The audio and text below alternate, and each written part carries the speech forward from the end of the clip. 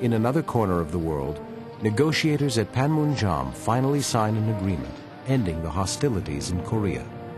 The Eisenhower administration was very concerned about avoiding a new Korean War. So what was Eisenhower to do if a frontal military confrontation with the Soviet Union or communist powers was impossible?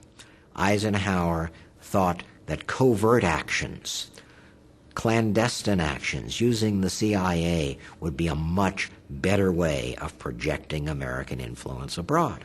Under him, the CIA overthrew the elected government of Iran in 1953 because the United States believed that the Iranians were tilting towards the Soviet Union because the premier in Iran wanted to nationalize the oil fields. And so the CIA arranged to overthrow the Prime Minister of Iran and install the Shah. In 1954, the Eisenhower administration did the same thing in Guatemala, overthrowing a nationalist radical government in Guatemala and replacing it with a conservative one aligned with the United States.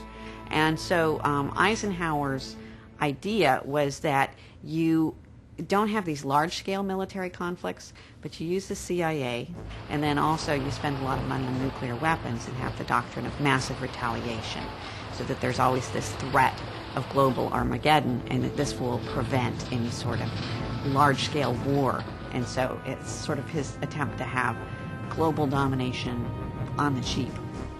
Although the Korean conflict had ended in a negotiated peace, the French struggle in Vietnam continues. By the end of the Truman administration, 1952, the French seemed quite weary of turning more and more of the war over to the Vietnamese. And by the time Eisenhower became president, the United States was paying something like 70% of the cost of the French war. It still did not turn the tide. If anything, the Viet Minh had the upper hand. And they were in a set pitch battle until 1954, when at Dien Bien Phu, the forces of Beaumont Giap surrounded the French, and the French realized they could not maintain their global commitments and win in Vietnam. So at the end of March, beginning of April 1954, the French, seeing their position as absolutely desperate in Vietnam, asked the United States for aid, for military assistance. The French asked for nuclear weapons, and Eisenhower refused. They asked for air cover. He refused. It was impossible almost to intervene in an Eisenhower world in Vietnam other than to send technical aid and advisors.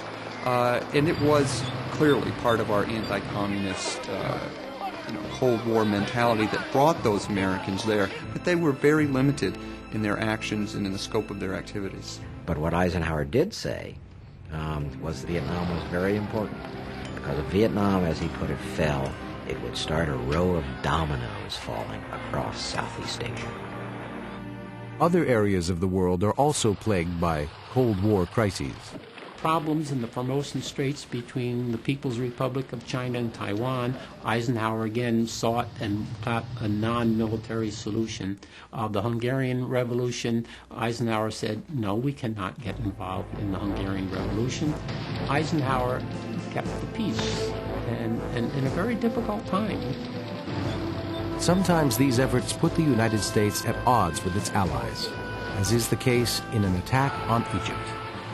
Israel attacked Egypt and went across the Sinai Peninsula, and then France and Britain dropped their paratroops into the Suez Canal.